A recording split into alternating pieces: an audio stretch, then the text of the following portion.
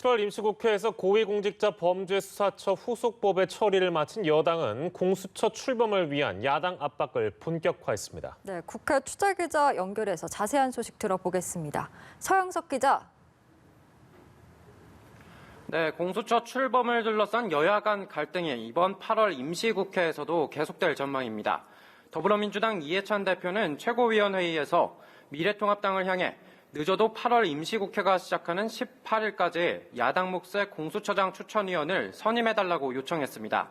이어 그렇지 않으면 공수처 출범을 위한 다른 대책을 쓸 것이라고 압박했습니다.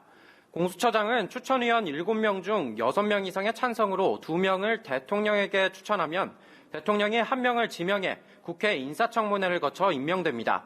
야당 추천위원 2명이 반대하면 공수처장 추천을 할 수 없는 구조인데요. 야당이 협조하지 않으면 법을 고쳐서라도 공수처장을 뽑고 출범시키겠다는 의지를 민주당이 보여준 겁니다. 반면 통합당은 위헌 심판 중인 사안이므로 헌법재판소의 판단이 나오기까지는 지켜봐야 한다는 입장에 변함이 없습니다. 통합당 법제사법위원회 위원들은 오늘 기자회견에서 대통령의 친인척과 고위직 공무원을 감찰하는 특별감찰관 자리를 3년이나 비워두고 공수처를 추진하는 것은 모순이라고 지적했습니다. 다만 통합당 내부적으로는 공수처장 추천위원 선정 착수라는 현실적인 카드도 함께 고민하고 있는 것으로 알려졌습니다.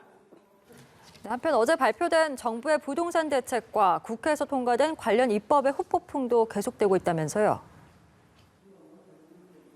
네, 그렇습니다. 민주당은 오늘도 부동산 투기 근절을 위한 의지를 보여줬습니다. 민주당은 7월 임시국회에서 속도감 있게 소득세법과 종부세법 개정안 등 부동산 대책 관련 법안과 임대차 3법 처리를 마쳤는데요.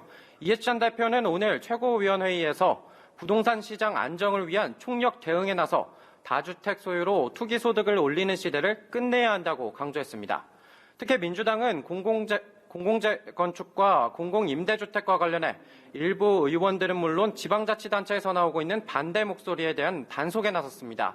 김태년 원내대표는 원활하게 주택 공급이 진행되도록 지방정부와 긴밀히 협의하겠다며 주택 공급 정책 협의회를 구성해 공급 문제를 밀도 있게 협의하겠다고 덧붙였습니다.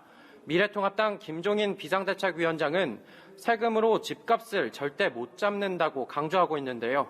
배준영 대변인은 정부의 주택 공급 대책과 관련해서도 여당 안의 님비 현상을 지적하며 졸속 부동산 공급 대책은 희망 고문에 불과하다고 평가했습니다. 국회 5분 자유 발언으로 화제가 된 윤희숙 의원 역시 SNS에서 정부 여당을 향해 시장에 대한 두려움 없이 선동만 한다고 비판의 목소리를 높였습니다. 지금까지 국회에서 전해드렸습니다.